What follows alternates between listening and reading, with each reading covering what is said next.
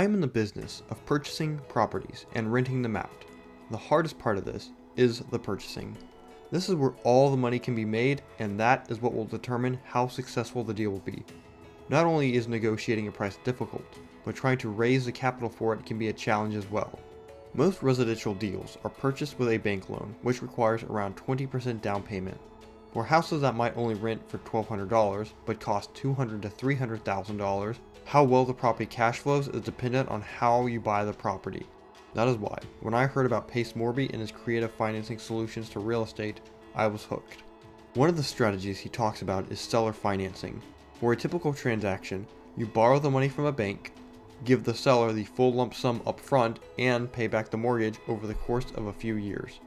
For seller financing, there is no bank. You agree to pay the seller over a set time period. Sometimes there is a balloon payment that is due. This is when the entire amount of the house needs to be paid back in full. In other deals, the seller might require a down payment or interest on the payments as well.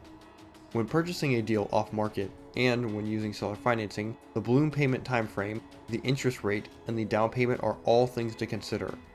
With this in mind, I decided that I was going to try to get my first creative finance deal. I read Pace Morby's book, listened to a bunch of podcasts, and was convinced I could make this happen. I looked on the MLS and found a house near where I live. It had a pool in the back and was a 2-bedroom, 1-bathroom house. The pictures looked nice, and I decided to pursue this. I looked up the realtor's name and number and gave him a call.